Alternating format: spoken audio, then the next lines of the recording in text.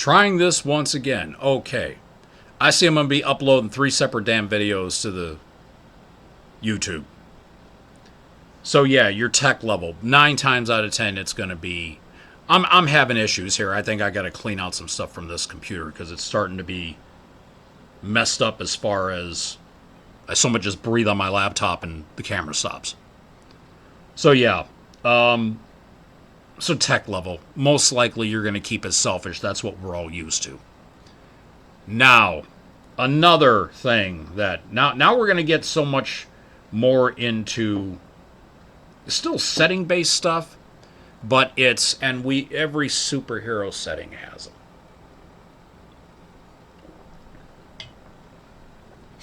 Fictional places. Now, this can be anything from things like Atlantis, to alien worlds, to other planes of existence. Like, oh, yes, I am the Sorcerer Supreme, and I am in the dream realm, or the mirror dimension, or whatever.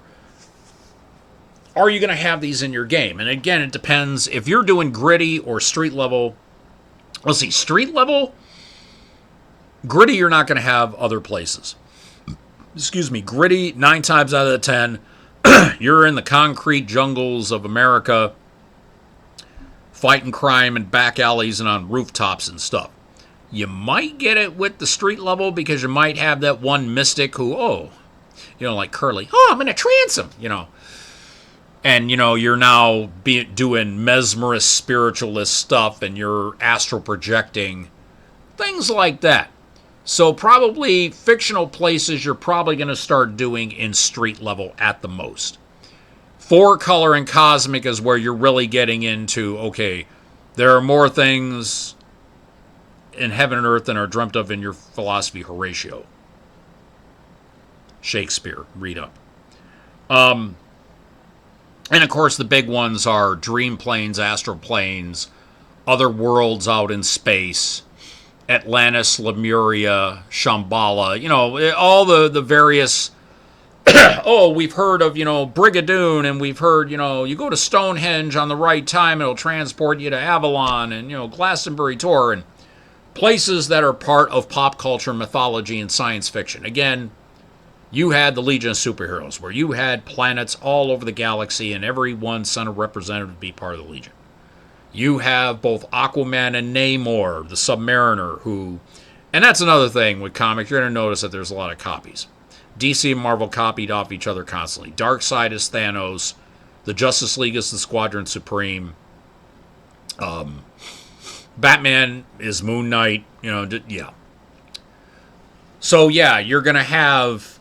my character is from a god from a pantheon, and my character is half water breather, half human, and my character is a creature he's a cop from another planet who is chasing a criminal here, and after he killed him, he decided to stay here because this planet needs all the help he can get to help get it into the galactic community. You're going to have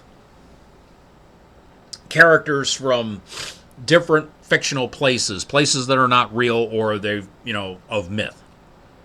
And a good example is my dear friend and former roommate, Gerald Gentry. In our Old Champions campaign back in the early 90s, he had this 7-foot tall, metal-skinned space cop named Black Raider.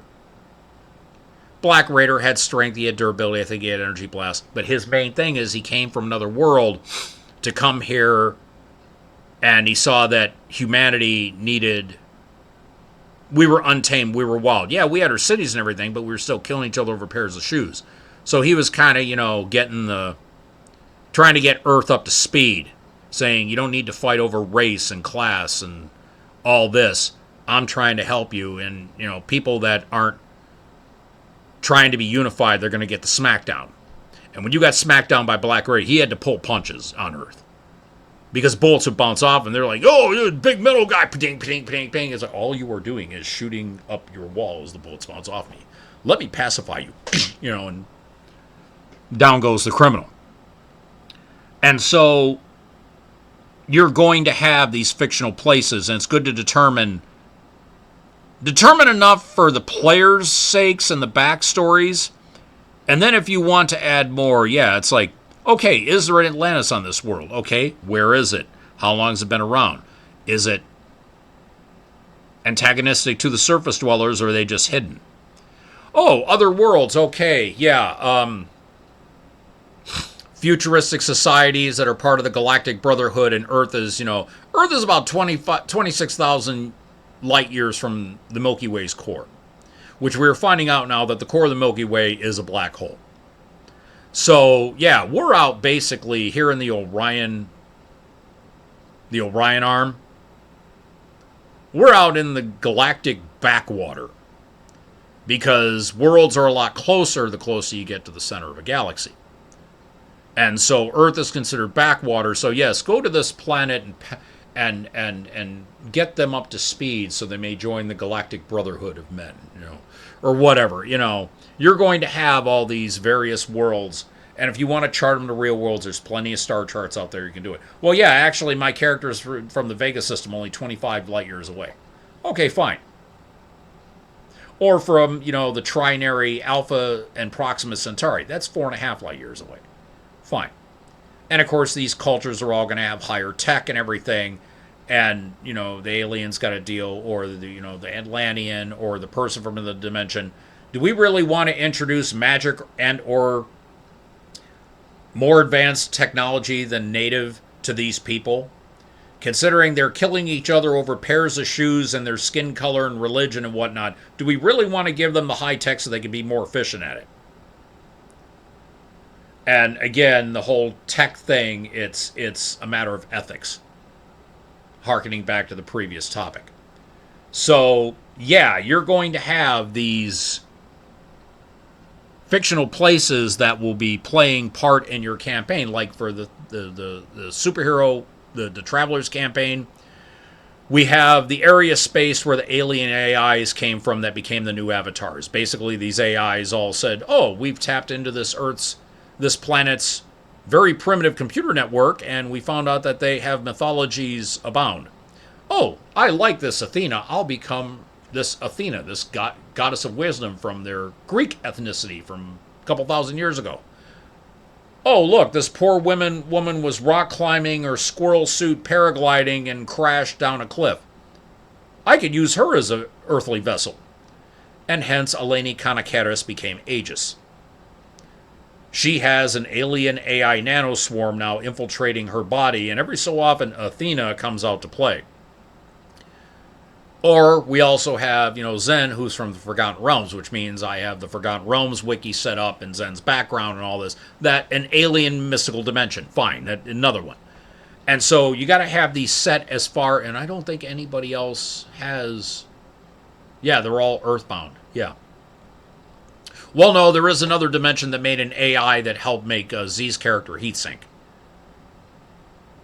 Extremely alien tech gadgets that make her a pyrokinetic.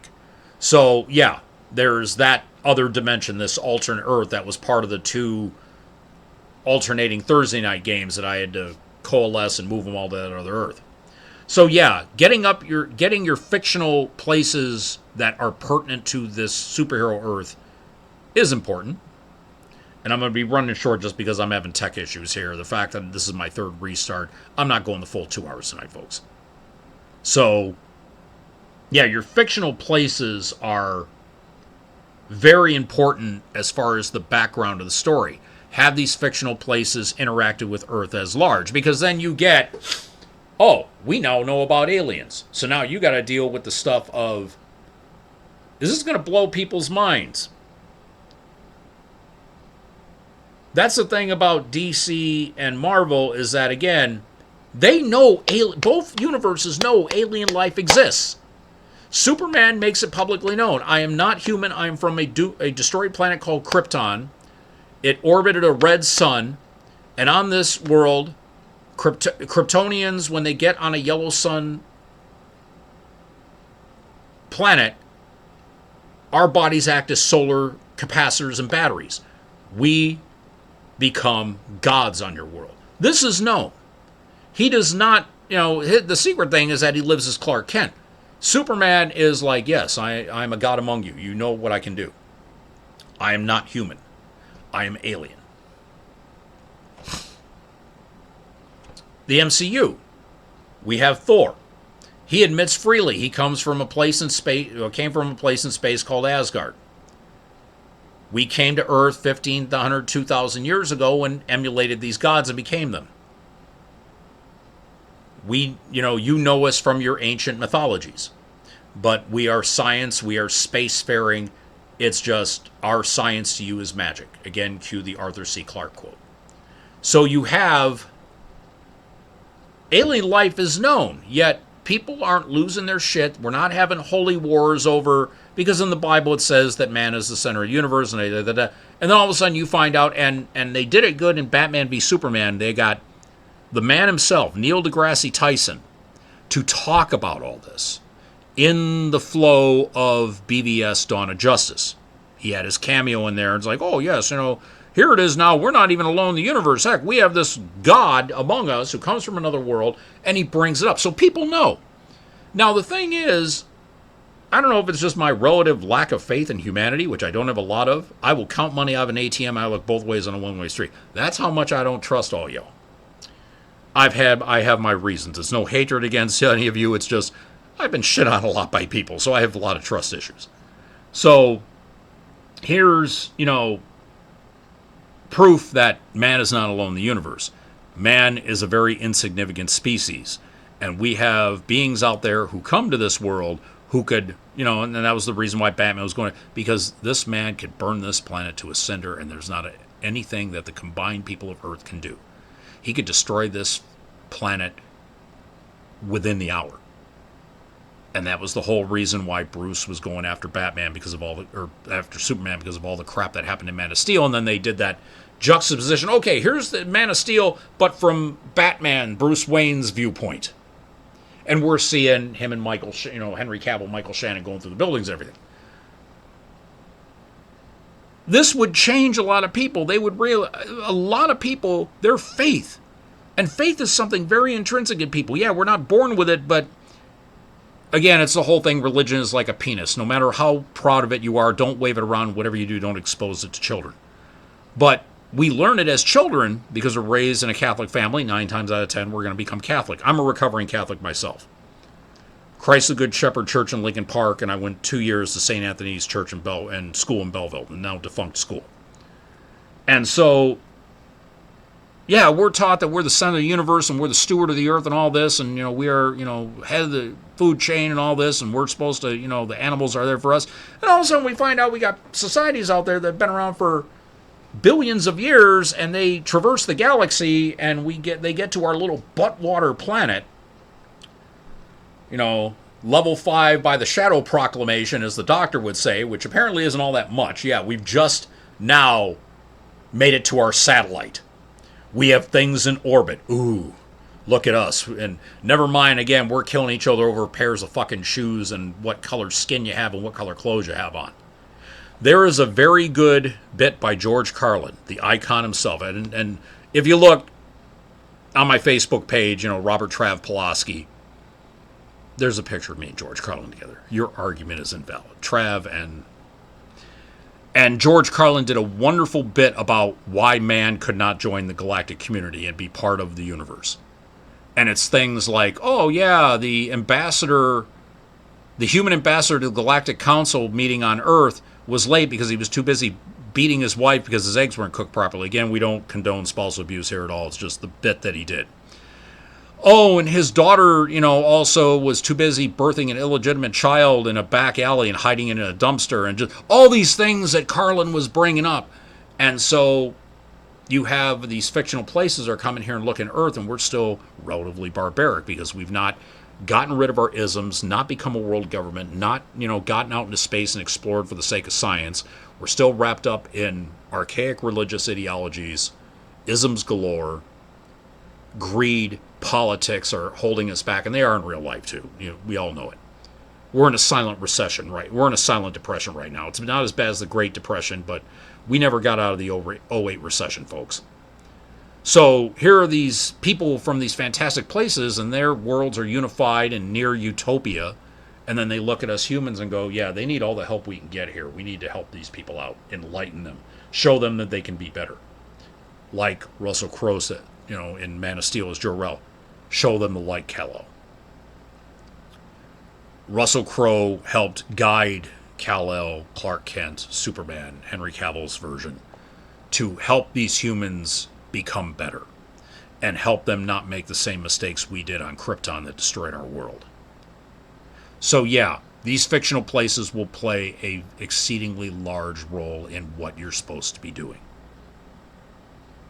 in this superhero game, because they will most likely be the centerpiece of the core of your player characters. Looking at something here. What? Oh, Jesus. Courtney. Oh, God. Anyways, you have these, and I'm doing it again, I know, but just everything comes up, and yeah. We have these places that you need to have and set.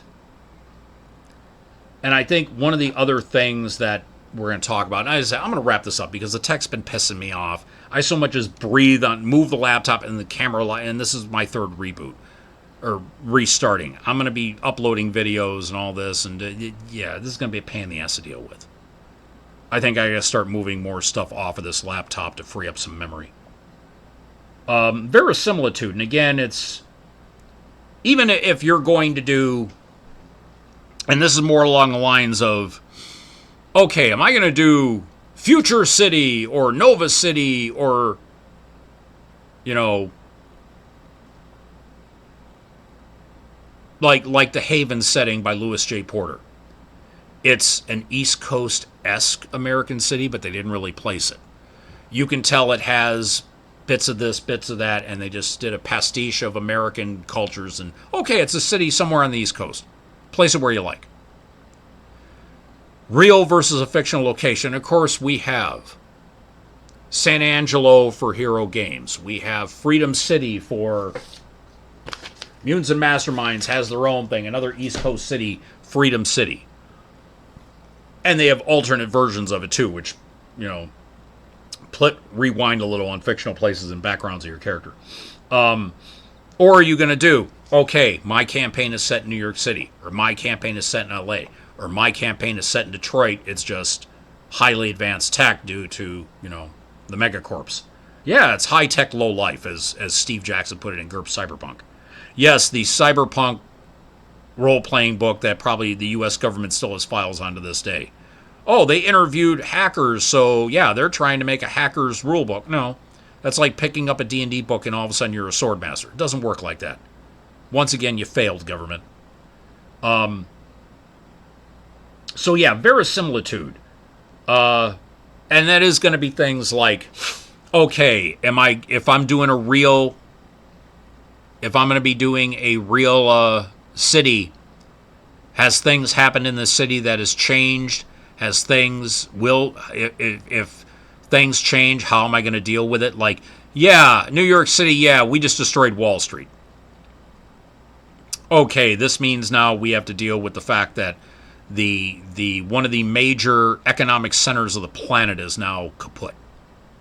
I mean, we still have the European Stock Exchange, we still have the Nikkei Stock Exchange in Tokyo, London Stock Exchange, but let's face it, Wall Street, and this isn't just jingoism or pride. Wall Street is one of the biggest financial institutions in this world. And if your campaign happens where, you know, yeah, and, you know, the Wall Street, you know, got, you know, hit with a death ray, everybody died there and destroyed the buildings, well, you're going to have a major economic downfall. And you have to deal with that in your game. This is something you're going to want that verisimilitude, because a lot of players are going to come up, well, if you destroy the stock exchange, you're going to have players that do that. Again, the SMEs. You might want to get somebody who's good at economics or has done the stock and say, okay, if Wall Street would, what would happen? Refer to a previous episode about consulting SMEs. But yeah, if you have a fictional location, it's a lot more work because you got to sit there, unless you are using a published setting like San Angelo, Freedom City. There's a couple others I know of, but those are the two that come to mind. Or if you're using a real one, get Google Maps and learn everything. Use your hometown. I'm here in suburban Detroit, Westland, Michigan. I was raised in Belleville, Michigan. My parents and family come from downriver, which are all the bedroom communities south and southwest of Detroit. Lincoln Park, Allen Park, Melvindale, Dearborn, Dearborn Heights, Taylor, Gibraltar, Southgate, Riverview, all those cities along the Detroit River, downriver. So if I'm going to run a game, I'm going to probably run it in this area because it's the area I've been born and raised in, except for 1 year of my life, I've been here. So 9 times out of 10, I'm going to probably, if I do a superhero campaign, it's going to be Detroit-based. Yeah, we found out that a supervillain was punched through one of the windows at the Ren-Sen. It took out an entire floor of GM's World Headquarters, because that's where in the Renaissance Center, the 5 round glass towers in downtown Detroit, there on the Detroit riverfront. GM's World Headquarters is there. Unless you change it and say, well, no, GM is now over here and this and that, then that's up to you.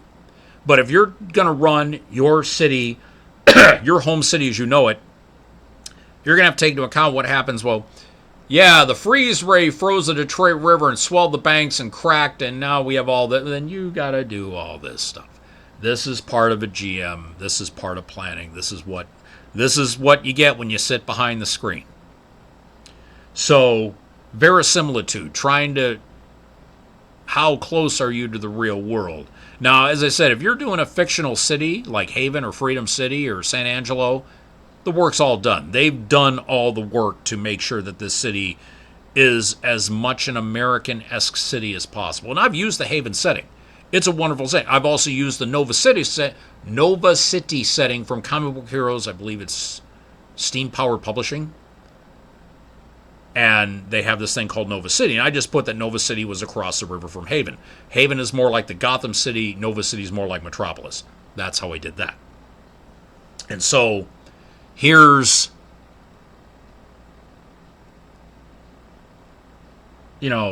all these things you need to do in order to make sure that your world either clicks actually or clicks enough with the real world in a fictional setting where okay, yeah, if we have a super-powered battle in Freedom City, it's going to block traffic.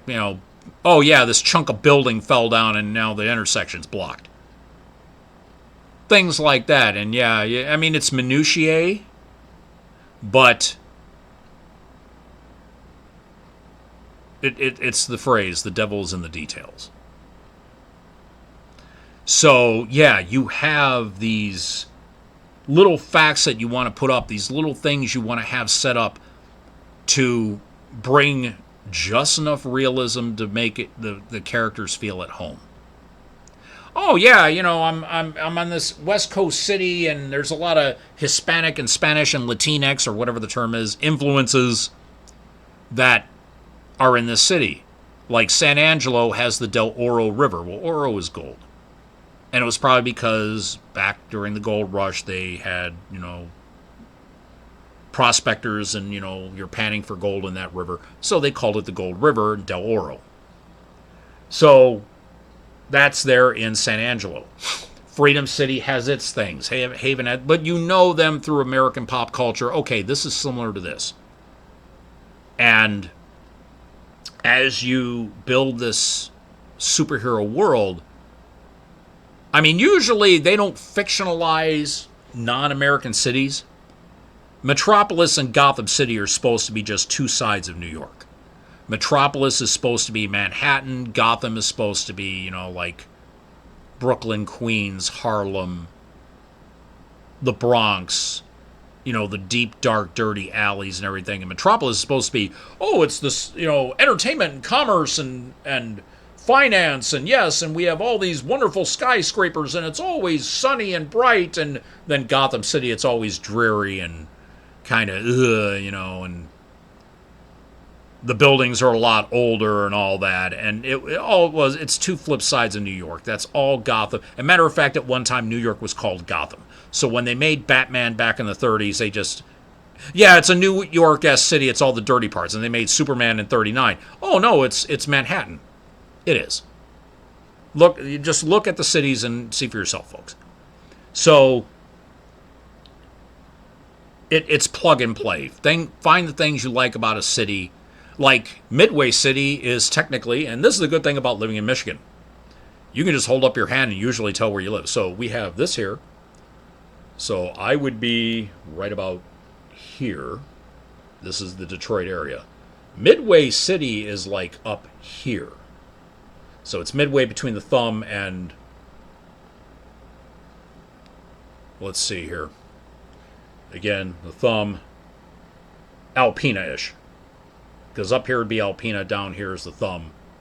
Just be glad I don't live in Florida, folks. I'd be getting banned off Twitch and YouTube. Just be thankful. So yeah, Midway City is up there along Lake Huron. And they did the Atlas of the DC Universe. Yeah, they put it there. And so yeah, it's, if you look up the old Mayfair Games book, Atlas of the DC Universe, Midway City is there along Lake Huron. So, and they just said, oh, it's kind of like, this city here, there's some industry and all that, and it was part of, the auto boom of, the 60s and 70s, kind of like they probably threw in a little bit of Flint and Bay City in there. And you got to watch, there's not a whole lot up in Bay City. There's not a whole lot, just... And if Miranda's watching right now, I'm going to get a text in about 5 seconds. Fuck you. Yeah. Old flame of mine, and she's from Bay City, and so I'll sit there. There's not much up there, Bay City. It's not urban. So yeah, getting your verisimilitude straight. It will help bring the real to the game. It will help center your superhero character players in believing the city more. Oh yeah, we got this crime-ridden part where, it's near the docks and everything. Yeah, there's a million cities in America that have waterfronts that all sorts of shady shit go on. Yeah.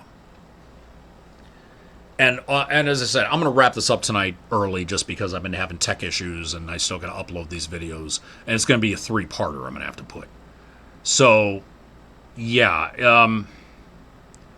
Hopefully these tips will help you decide, do I want to run a superhero game? Are these the things I want to do? Tech level, power level, locations in your world, how superpowered beings are viewed, the verisimilitude of the world, how close is it to the real world? I mean, obviously, once you're throwing in, people with above and beyond human abilities like flight, super strength, invulnerability, heat vision, teleportation, the real world kind of goes goodbye, but it's these people living in the real world and having to deal with their powers and similarly powered people with opposite viewpoints. And a hero, and a hero's only as good as his villain. I mean, look at Professor X and Magneto. They were the best of friends, and then they just had that split in ideology about how mutants should be regarded. Should mutants live alongside humanity, or should they live above humanity? And remember, Magneto did it because he already saw what happened when a subset of humanity was set aside and detained. The apocalypse, or the Holocaust and everything. And yes, for those of you out there, the Holocaust was a real thing. 11 million people died. 6 million of them were Jews due to Hitler. If you didn't learn that in school, then somebody fucked up. Still can't believe that half all high school students never heard of the Holocaust. Really? So yeah, you're going to have... And there's so many other things. I might continue on why else should you run... For what other reason should you run a superhero role-playing game? But these were the topics. And this is the past couple weeks. But as I said, I've been taking some hits lately. But life can't keep me down. I'm still here. I'm a little more somber, a little more melancholy right now. I've had 3 people die in my life in the past year. One guy committed suicide in a suburban Toledo basement. Then Beeve, my old coworker, and now DJ Brick. And Brick, I'm sorry that this episode, it ended up being a 3-parter, but I do dedicate it to you. Without you, I probably would not be Trav as I am today. Because being on my friend Blasted Bill's show, The Toad Elevating Moment, which was one of the flagship shows on Dementia Radio for a long time, which I later got to co-host semi-regularly, not being on that episode going out to Lake Orion with Jerry Gentry and Linda Whiteside, Yagdaven Rakunin, and White Jedi, I would never become Trav, the internet radio DJ. And Brick and I both worked on Dementia Radio, and he will be missed. And again, the voice that is screaming in my head right now is that Jim Broadbent quote from the fourth Indy movie. I'm starting to lose more people in my life than I'm gaining. And so that's part of the reason why just everything, and again, 30-year-old child. I love my child dearly. They are the heart and soul of my world, but the fact that they are now 30 as of 11 days ago, this is on November 11th, or no, 13th. November 2nd, my child, Shelly, turned 30. It kind of, I mean, I'm happy that I have a 30-year-old progeny. It's just, I have a 30-year-old progeny. I'm going to be 55 next year. So all of this is just built up, and then with the, yeah, so hence the hiatus. And then tech screws up where I'm going to have 3 different videos here. So I do want to thank you all for tuning in, and that is another topic card out of here, and I'm probably not even going to hit the trash basket. Nope, hit the edge of the couch. I'll pick that up later. Okay. My house looks lived in. It's not cluttered. Don't judge me. So I want to thank all of you for tuning in, apparently for all 3 parts of tonight's episode.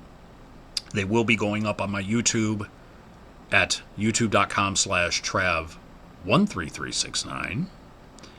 And I will be back on here via my phone, which I might start doing this via the phone now, just to, because, you know, otherwise I got to start clearing files off this. The Travcast, Part 3 of Blind Wolf's Rubber Room Association. Again, if it were not for Brick, I wouldn't be doing that show. That will be on tomorrow night. It will be with me and Jeff DeRef. Breakman Z has kind of got stuck on closing Tuesday night, so it's just me and Jeff right now doing the show until Z gets that worked out. So yes, here on this Twitch channel, I will be back with the Travcast. And as I do with all of the stuff I do, inform, enlighten, and entertain. And I'm going to say that here too. If I haven't done that in this past, 90 minutes because tech issues, if I'm not informing, enlightening, and entertaining, doing Uncle Trav's campaign notes, let me know. As I said, on the YouTube channel, say, you know, you could have done a little better on this episode. I'm not going to sit there and be rocking, holding my knees, crying. I'm going to be doing work to get better. I'm still relatively new at this. I've only been doing this for maybe 3 or 4 months, you know, intermittently, trying to get to affiliate status. And just, yeah, you know, any constructive criticism to help me out. And of course, I did put, if you would like to, you know, help me do, you know, be able to do this better, you know, I did put my PayPal there on my YouTube page. And taking it as a patron, you know, for support and everything. So, yeah. Your old Uncle Trav, I'm back. Hopefully I'll be back next week, barring any issues. Problem is, next Monday is Thanksgiving week. They're going to be, remember, Thanksgiving is the busiest travel time of the year. The aforementioned child of mine worked in the airline industry for almost a decade. I know this.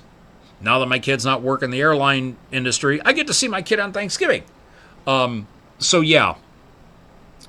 So, if I don't do it, then I will see you in 2 weeks. I want to do it, but we'll see. I am on here every week with the Travcast. It takes a lot for me not to do the show. So, tomorrow night, folks, this is your old Uncle Trav saying, gaming is just collective storytelling. Get your friends together and tell some good goddamn stories. Good night, all.